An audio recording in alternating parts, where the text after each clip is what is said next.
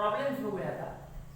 A mixture of, आपण जे शिकलो त्याच्यावर प्रॉब्लेम्स घेते.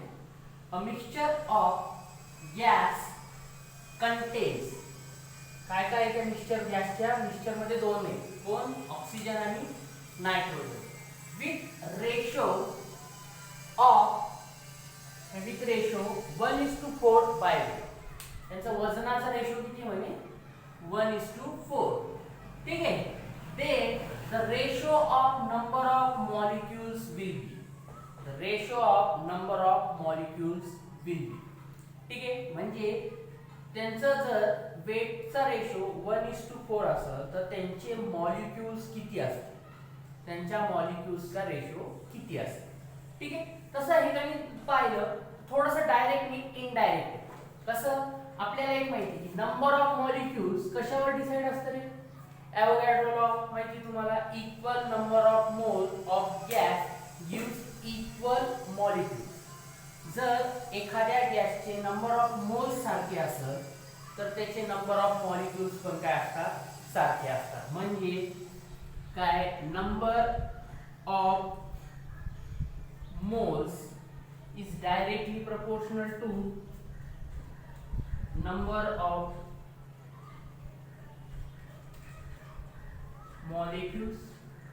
म्हणू शकतो number of moles is directly proportional to number of molecules. म्हणू शकतो मी. बघा ना, सिंपल गोष्ट आहे बघा, की जर एखाद्या गॅसचे नंबर ऑफ मोल्स वाढले तर त्याच्यामध्ये असणारे मॉलिक्युल्स वाढतात. मागं मी तुम्हाला ॲव्होगॅड्रो लॉ सांगताना सांगितलं होतं की नंबर ऑफ मोल वाढले तर नंबर ऑफ मॉलिक्युल्स पण वाढतात. ठीक आहे. मग आता बघा, जर आपण याचा रेशो घ्यायचा प्रयत्न केला तर n1 मोल्स आपण n न दाखवतो, n2 is equal to, directly proportional असल्यामुळे इकडे पण काय, याला समजून घ्या, मॉलिक्यूल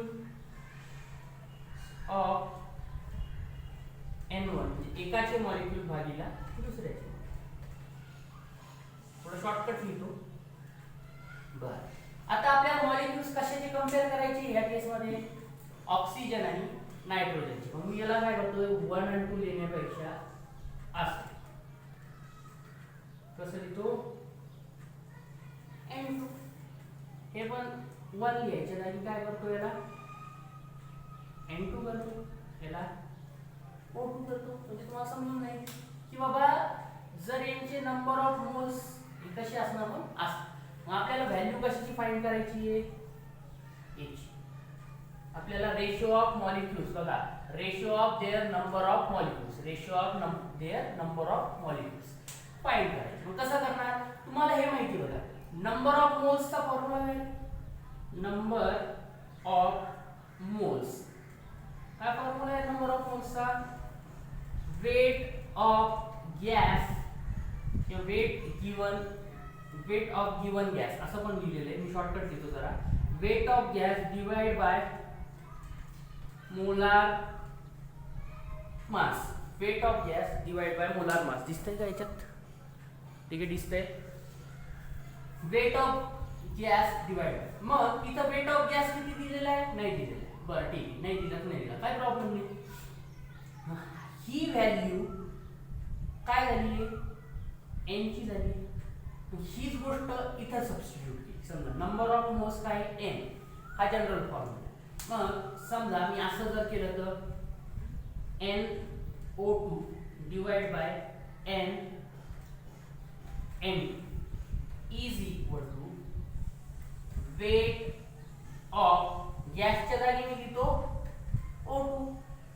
ठीक आहे, weight of O2 divide by molar mass of O2. Molar mass of O2 आपल्या सगळ्यांना माहिती आहे, नसेल माहिती तर थोडा रिवाइज करा, झालेलं आहे क्लासमध्ये, 32. त्याच्यानंतर आता हे रेशो घेतोय, बस ही व्हॅल्यू टाका, वेट ऑफ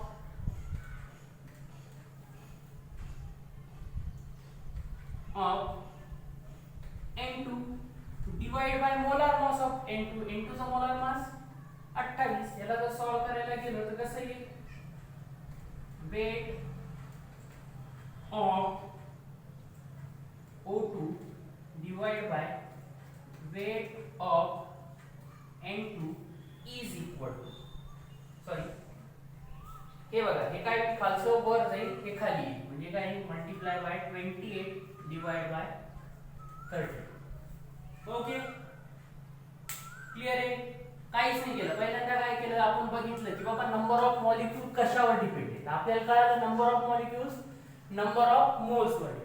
मग आपण काय केलं नंबर ऑफ मोल्सचा रेशो घेतला त्याच्या पुढे मग काय आला नंबर ऑफ मॉलिक्यूल्सचा रेशो आला जो आपल्याला फाइंड करायचा आहे. बघा मॉलिक्यूल्सचा रेशो फाइंड करायचा.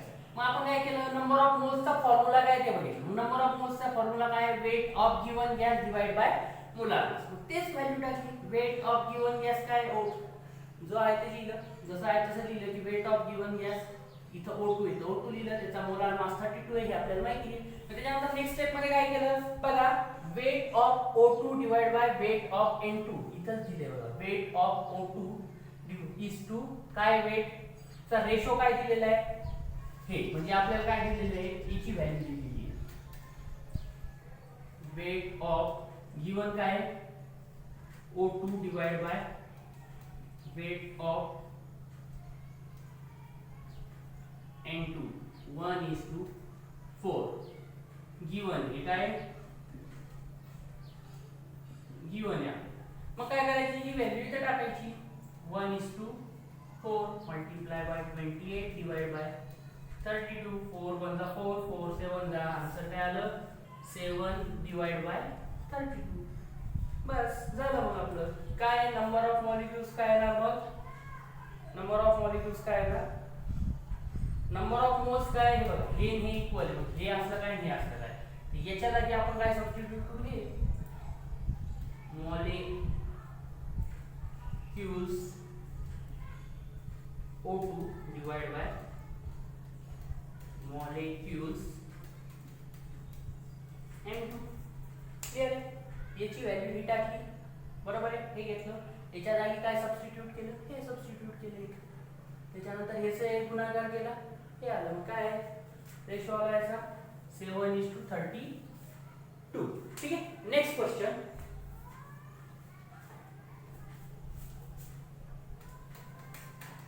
लिहून घ्या पॉज करून.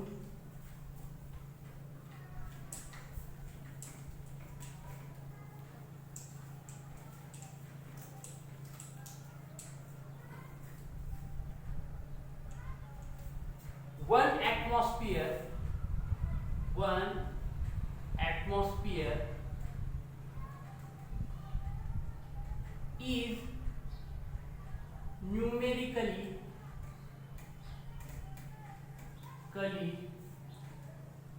equal to ठीक है in CGS system. काय म्हणे की बाबा तुम्हाला जर एक ऍटमॉस्फिअर दिलेला असेल तर त्याला सीजीएस युनिट कन्वर्ट केल्यावर ते किती बनतं. ठीक आहे. तर याच्यासाठी तुम्हाला काय ते तुम्हाला प्रेशर जेव्हा शिकवलं होतं बघा प्रॉपर्टीज ऑफ आयडियल गॅसेस किंवा गॅसेसच्या प्रॉपर्टी शिकवल्या होत्या मेजरेबल. त्याच्यात तुम्हाला सांगितलं होतं की 1 ऍटमॉस्फिअर 1 ATM किंवा atmospheric pressure is equal to 1.01325 into 10 to the power 5 pascal. ठीक आहे. हे सांगितलं.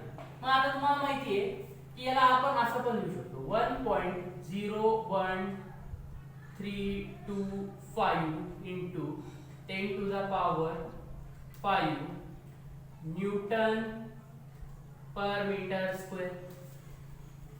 ठीक आहे. आता तुम्हाला हे काय हे 1 ATM हे जे युनिट आहे हे काय SI युनिट.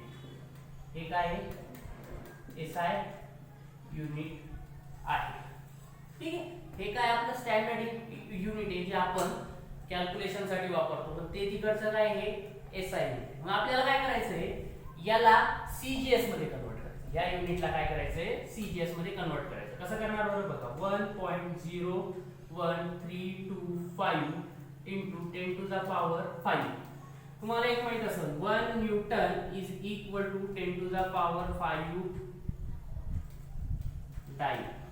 ठीक आहे. वी नो दॅट, माहित नसलं तरी पण म्हणायचं की मला माहिती आहे. ठीक आहे. 1 newton is equal to 10 to the power 5 dyne. आणि तुम्हाला माहिती आहे 1 metre is equal to 100 cm. Sir 100 centimetre असतो कारण CGS चा फुल फॉर्म काय, सेंटीमीटर, ग्राम आणि ठीक आहे सेकंड. ठीक आहे. तर मग काय केलं आपण, याला मीटरला पण काय केलं, सेंटीमीटर मध्ये कन्वर्ट केलं. ठीक आहे. मग बघा ही व्हॅल्यू आपल्याला काय करायची, इथं सबस्टिट्यूट करायची. याला मी असं लिहितो काय, मीटर गुणिला मीटर. चालतं का, मीटर गुणिला मीटर असं. मग आता काय करायची, ही सगळी CGS व्हॅल्यू आहे तिथं पुट करायची. पुट करायची तर कशी करायची बघा, 1.01325 multiply by 10 to the power 5. त्याच्यानंतर न्यूटन, 1 न्यूटनच्या जागी किती आहे 10 to the power 5 divide by 1 m बरोबर किती आहे 100 मल्टिप्लाय बाय 100. म्हणजे काय झालं 10⁻². याला वाटलं तर असं लिहितो 10⁻²2 cm. याला पण मी शॉर्टकट करतो जरा, 10⁻² मल्टिप्लाय बाय 10⁻². ठीक आहे. 10⁻² मल्टिप्लाय बाय 10⁻². मग काय करायचं, 10⁻², 2 2 टू द 2 2 4 आणि 5, एक कटलं म्हणजे किती राहिले, एक राहिला. हा एक आणि हा एक 10 is equal to 1.01325. Okay. Multiply by 10⁻6. काय युनिट येणार आता, CGS मध्ये कन्वर्ट केले. बघा हे सगळं टाकल्यामुळे हे काय झालं, सगळं CGS मध्ये झालं. डाइन सेंटीमीटर इंटू सेंटीमीटर म्हणजे काय, डाइन cm स्क्वेअर. हे तुमचा आन्सर. क्लियर आहे. 180 m इज इक्वल टू, हे काय कंसात आहे बरं, हे कंसात आहे हे सगळं आपलं. याच्यामध्ये आपण ही व्हॅल्यू पुट करते. क्लियर आहे. चला नेक्स्ट क्वेश्चन घेऊया.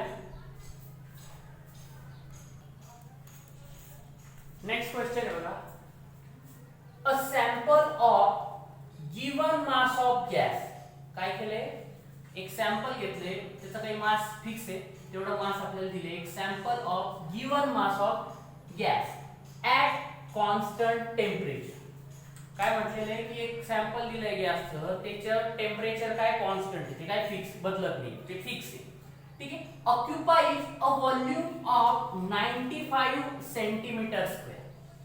Occupies a volume of 95 centimetre square. म्हणजे समजा तुमचा एक गॅस घेतलाय आणि तो ठेवलेला काय याच्यामध्ये ठेवलेला आहे. ठीक आहे. एका कंटेनर मध्ये ठेवलेला आहे, असं दाखवावं लागेल कारण प्रेशर. ठीक आहे. इथं काय तुमचा गॅस आहे, हा असा पिस्टन प्लंजर आहे. ठीक आहे. तर याचं किती म्हणे 95 cm³ व्हॉल्यूम म्हणजे गॅस ठेवलेला आहे. आणि प्रेशर किती म्हणे याचं प्रेशर आहे बघा 9962 10 to the power 4. Okay. Newton per metre square. ठीक आहे. Newton per metre square. ठीक आहे. नंतर काय केलं माहिती का, की याचं व्हॉल्यूम किती असेल, या आतल्या गॅसचं व्हॉल्यूम किती असेल जेव्हा आतमधलं प्रेशर किती केलेलं असेल आपण 10.13 इंटू सॉरी इथं जरा मिस्टेक झाली 10 to the power 4 newton metre square is. जर याचं प्रेशर काय केलं 10.13 केलं, आतलं वाढवलं. म्हणजे पहिले इतकं होतं ना, आता काय केलं वाढवलं. तर आतलं प्रेशर कसं वाढलं, प्रेशर हे खाली जर ढकलला पिस्टन तर याच्या आतलं काय होणार, प्रेशर वाढलं. त्याच्या आतलं जर प्रेशर वाढलं तर व्हॉल्यूम काय होणार, हे पिस्टन खाली सरकला, व्हॉल्यूम काय झालं कमी झालं. तर व्हॉल्यूम किती असणार ते आपल्याला फाइंड आउट. पण त्याच्यामध्ये त्यांनी एक परत कंडिशन काय सांगितली की आतल्या गॅसचं टेम्परेचर काय वाढलेलं नाही. मग मला सांगा की प्रेशर आणि प्रेशर आणि व्हॉल्यूमचं रिलेशन ॲट कॉन्स्टंट टेम्परेचरवर कोणी दिलेलं आहे बरं. प्रेशर आणि व्हॉल्यूमचं रिलेशन ॲट कॉन्स्टंट टेम्परेचरवर कोणी दिलेलं आहे, बॉयल. मग आपल्याला काय करायचं इथं बॉयल्स लॉ वापरायचा आहे. आता बॉयल्स लॉ वापरायचा आहे, ठीक आहे, बॉयल्स लॉ वापरूया. मग पहिले बघूया इनिशियली प्रेशर किती होतं. इनिशियली हे प्रेशर म्हणजे P1 ची व्हॅल्यू काय मग इथं 9.962 × 10⁻⁴ न्यूटन पर मीटर स्क्वेअर. त्याच्यानंतर व्हॉल्यूम किती होतं सुरुवातीला V1 95 सेंटीमीटर स्क्वेअर. ओके, त्याच्यानंतर काय झालं व्हॉल्यूम बदललं. किती बदललं, हे प्लंजर खाली ढकललं, त्याच्यामुळे काय झालं आतलं प्रेशर वाढलं. वाढून किती झालं आता हे 10.13 × 10⁻⁴ न्यूटन पर मीटर स्क्वेअर. बर, मग आपल्याला माहिती आहे काय by Boyle's law. By Boyle's law काय P1 V1 is equal to P2 V2. Substitute करा व्हॅल्यू. P1 ची व्हॅल्यू काय आहे 9.962 × 10⁻⁴ multiply by 95 is equal to खाली व्हॅल्यू टाकतो. P2 ची value 10.13 × 10⁻⁴ into V2 as it is. कारण आपल्याला काय करायचं आहे V2 ची व्हॅल्यू काढायची आहे ना. व्हॉल्यूम विल बी, ठीक आहे. मग काय करणार पुढच्या ह्याच्यात V2 इकडेच ठेवलं, बाकीचे सगळे इकडे 9.962 × 10⁻⁴ multiply by 95 divide by 10.13 into 10⁻⁴. आता बघा 10⁻⁴ 10⁻⁴ कॅन्सल. त्याच्यानंतर काय बघा आपल्याकडे ही संख्या आहे आणि ही वरची संख्या आहे. अप्रॉक्सिमेट कॅल्क्युलेशन करायचे. आणि एक बघा इथं ऑप्शन बघा, नाही कॅल्क्युलेशन करत नाही बसायचं, डायरेक्ट मागचं पान काढत बसायला चाललंय. याचा भागाकार करा मस्तपैकी, हे गुणाकार करा, अधिकचं चिन्ह मारा, हे मारा. नीटच्या एक्झाम मध्ये आपल्याला करेक्ट ऑप्शन काढायचं. आपल्याला काय करायचं असतं करेक्ट ऑप्शन फाइंड करायचा असतो, ठीक आहे. आपल्याला काय करायचं असतं करेक्ट ऑप्शन काढायचं असतं. आता समजून घ्या रफली हे 10 आहे, रफली हे 10 आहे, हे 10. खालची संख्या मोठी का वरची संख्या मोठी आहे, खालची संख्या मोठी. खालच्या संख्येनं जर याला भागलं, खालच्या संख्येनं याला भागलं तर तो भागाकार याच्यापेक्षा कमी येणार, 95 पेक्षा कमी येणार. तो किती येणार इथं बघा सगळीकडे दिसतंय 93 येणार. किती येणार 93. बर, आता या व्हॉल्यूमचं युनिट काय असणार, व्हॉल्यूमचं युनिट काय असणार सगळीकडे बघा 93 आहे. म्हणजे याचा कॅल्क्युलेशनचा गुणाकार हा 93च येणार, त्याच्या पलीकडे काही नाही. एवढं मात्र मी निश्चित सांगतो, कारण इकडे काही वेगळ्या व्हॅल्यू आहे का नाही. सरळ सांगायचं की याचं कॅल्क्युलेशन काय आहे 93. आता प्रश्न राहिलाय याचं युनिट काय आहे. इथं बघा 93 ला ml दिलं, इथं dm³ दिलं आणि इथं परत एक वेगळं दिलं, ठीक आहे. मग याच्यात ऍक्च्युअल युनिट काय आहे ना, तर इथं बघा आपण व्हॉल्यूम V2 टाकला, ही व्हॅल्यू काय कशात टाकली सेंटीमीटर क्यूब मध्ये. मग ही व्हॅल्यू पण कशामध्ये येणार cm³ मध्ये. अरे सर इथं 93 cm³ मध्ये आली आहे, इथं तर 93 dm³ आहे, इथं तर 0.093 dm³ आहे आणि इथं 93 ml आहे. मग कोणाकोणाला माहित असतं काय 1 cm³ is equal to 1 ml. मग हा काय 93 cm³ म्हणजे काय आहे, लगेच तो तिकडा मार्क करून दे, मोकळा होऊन दे, आन्सर चुकून दे. कारण काय हा एक ऑप्शन आहे आणि हा ऑप्शन बघा बी एंड सी बोथ. एखाद्या गडबडीमध्ये काय करतो की त्याला हे माहित असतं काय 1 cm³ बरोबर 1 ml. मागे मी तुम्हाला कन्वर्जन्स लिहून दिलं, 1 cm³ is equal to 1 ml. तो पटकन काय करेल मग हे किती असणार 93 ml झालं.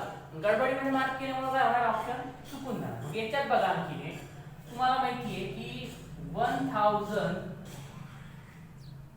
cm³ is equal to 1 liter. या असं म्हणू शकता 1000 ml is equal to 1 litre हे पण माहित असेल. तुम्ही दूध आणायला जात असाल तर तो दुधावाला 500 चे 2 टाकून देत असेल ml चे. मग हे माहिती आहे. मग मला सांगा 1 cm³ is equal to 1/1000 litre.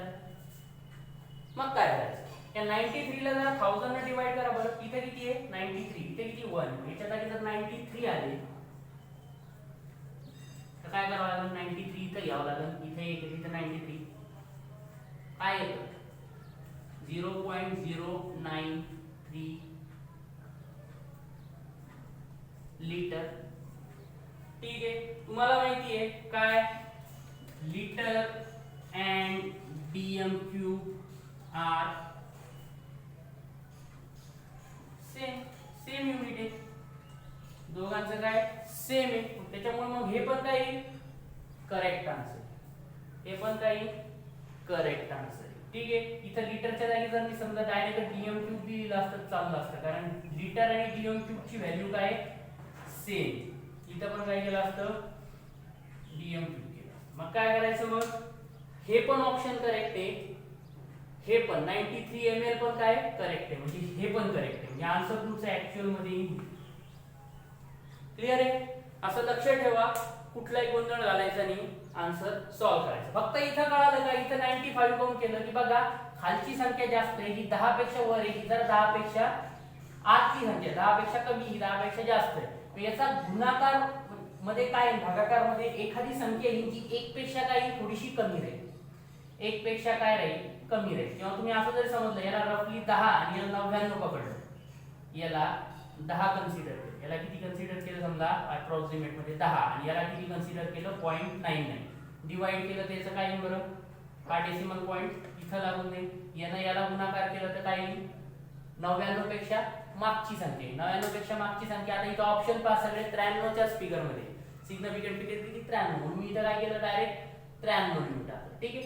93 लिहिल्याच्या नंतर जरा असं काय केलं बघितलं की इथं युनिट काय येतंय आपलं cm³ येतंय. cm³ युनिट येतंय तर मग नेमकं काय काय हे इतके कन्वर्जन्स आहे, त्याच्यामुळे आपण अंदाज लावला की काय बी पण करेक्ट आहे सी पण करेक्ट. ठीक आहे. आणखी एक करीत येतो.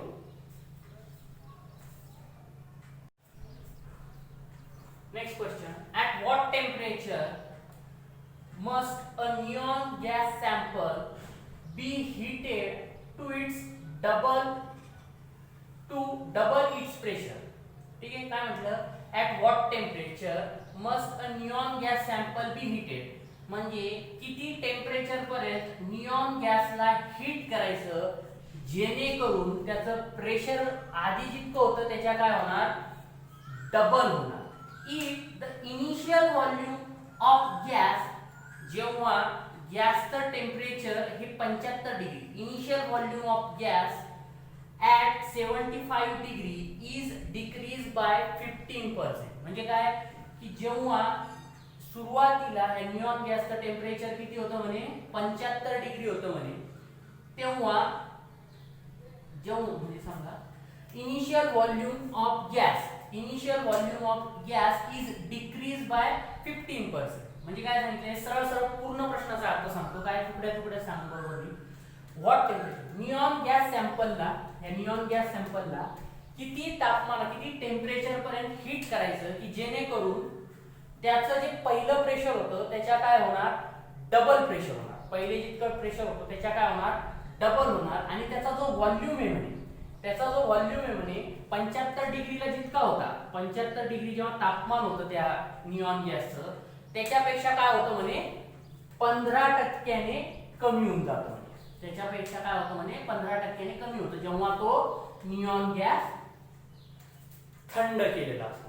म्हणजे ह्या प्रॉब्लेम मध्ये आपलं टेम्परेचर पण दोनदा बदलतंय, प्रेशर पण पहिले P असेल तर त्याच्यानंतर ते डबल होतंय आणि व्हॉल्यूम काय होतंय कमी होतंय. म्हणजे प्रेशर पण बदलतंय, व्हॉल्यूम पण बदलतंय आणि टेम्परेचर आपल्याला फाइंड आउट करायचंय.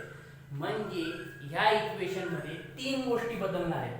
टेम्परेचर ऍट व्हॉट टेम्परेचर ते काढायचंय. आधी किती होतं इनिशियल टेम्परेचर T1 होतं म्हणजे 75 डिग्री होतं. त्याच्यानंतर काय म्हणे की प्रेशर डबल झालं पाहिजे, म्हणजे आधी जितकं होतं त्याच्या डबल, म्हणजे प्रेशर कितीदा दोनदा बदलतं. आणि व्हॉल्यूम पण काय आधी जितकं होतं त्याच्यापेक्षा 15% काय झालं, कमी झालं. म्हणजे 3 व्हेरिएबल याच्यात. याच्यामध्ये आपल्याला इक्वेशन कोणतं वापरावं लागेल माहिती का? आपल्याला इक्वेशन वापरावं लागेल बघा, P1 V1 upon T1 is equal to P2 V2 upon T2. का बरं हे वापरलं? लास्टला बघा तो लेक्चर संपता सांगितलं होतं. का बरं हे वापरलं आपण? कारण की तिन्ही गोष्टी बदलत आहेत. तिन्ही गोष्टी काय होत आहेत या प्रॉब्लेम मध्ये, बदलत चालल्या आहेत. ठीक आहे, मग बघा बरं आन्सर मध्ये काय लिहिता येईल. काय सांगितलंय की आपल्याला T1 दिलेलं आहे. समजा आपण हे घेऊ पहिले टेम्परेचर. T1 टेम्परेचर असताना किती टेम्परेचर होतं? T1 70. याला जर केल्विन मध्ये कन्वर्ट, कारण आपण सगळे काय करतो केल्विन मध्ये कन्वर्ट करतो. किती येतं बरं? 8 7 7 14 आणि हे 348 केल्विन. केल्विनचं के कॅपिटल. ओके, हे झालं T1. त्याच्यानंतर काय सांगितलंय बघा, P1 इज इक्वल टू, असं करूया वाटतं असतं. आपल्याला काही व्हॅल्यू दिली नाही, फक्त टेम्परेचरचीच व्हॅल्यू दिली. मग आपण करू let P1 is equal to P. सुरुवातीला टेम्परेचर किती म्हणलं? P. Then P2 will be 2P. का बरं? Pressure become double its pressure. आधी जितकं प्रेशर होतं त्याच्या काय झालं? Double its pressure. म्हणजे आधीच्या प्रेशर पेक्षा काय झालं? P2 डबल झालं. त्याच्यानंतर अगेन लेट व्हॉल्यूम V1 किती होतं माहिती आहे का आपल्याला? नाही. P इनिशियली व्हॉल्यूम किती होतं? नाही माहिती. त्याच्यानंतर काय झालं म्हणे की त्याचं व्हॉल्यूम, त्या गॅसला काय केलं आपण? थंड केलं. टेम्परेचर वाढवल्याच्या नंतर परत त्याला काय केलं? थंड केलं. थंड केल्यावर त्याचं जे व्हॉल्यूम होतं ते किती टक्क्याने कमी झालं? म्हणजे 15% कमी झालं. किती टक्क्याने कमी झालं? 15%. मग एखादी गोष्ट 15% कमी झाली तर आपण कशी लिहितो बघा, V2 इज इक्वल टू 85. 100 म्हणून काय करायचं? मायनस करायची जेवढे पर्सेंट सांगितले इनटू V. आधी ज्याच्या होतं त्याच्यापेक्षा काय झालं आता हे व्हॉल्यूम 85% झालं. एखादी गोष्ट 15% कमी झाली म्हणजे काय झालं की 85/100 ने कमी झाली, म्हणजे 0.85. हे काय होईल? याला जर असं केलं तर 0.85 शेकडेवारी झालंच असं. V काय? हे V. लेट V मानलं. V1 किती होतं? V होतं. तर V2 किती झालं? 15% घटून 0.85 V. मग काय करायचं? वी नो दॅट तीन गोष्ट बदलत आहेत म्हणून आपण काय केलंय? हा फॉर्म्युला घेतलाय. ठीक आहे, टाका बरं व्हॅल्यू सगळ्या. P1 किती आहे? P1 P आहे. बरं, V1 किती आहे? V. ओके. त्याच्यानंतर T1 348. ओके. त्याच्यानंतर P2 किती आहे? 2P. परत V2 0.85 V. Okay. Next T2 काय करायचं आपल्याला? काढायचंय. मग काय करणार ते बघा, हा P आणि हा P कटला, हा V आणि हा V कटला. त्याच्यानंतर काय करणार बघा आपण, हा या T2 ला काय करू? इकडे शिफ्ट करू. ठीक आहे, T2 ला इकडे शिफ्ट केलं मग काय येणार? 348 मल्टिप्लाय बाय याचा गुणाकार आहे 2 गुणिला 0.85 किती येणार? 1.7. 17चा पाढा येतच असणार सगळ्यांना. किती येणार? 17 8 36 6. अच्छा 13 17 तरी 51 17 68 68 आणि 13 81 81 ला 1 अच्छा 8 17 तरी 51 51 आणि 8 59 पॉइंट. आन्सर कशाची? केली. हे आलं तुमचं आन्सर. तर किती डिग्री तापमान करावं लागेल मग त्या निऑनचं? 500 म्हणजे 591.6 kelvin. Then its pressure become double of initial value and volume will be decreased by 15% when it gets cool. Okay, thank you. पुढचं बघूया आपण, पुढचा टॉपिक नेक्स्ट लेक्चर.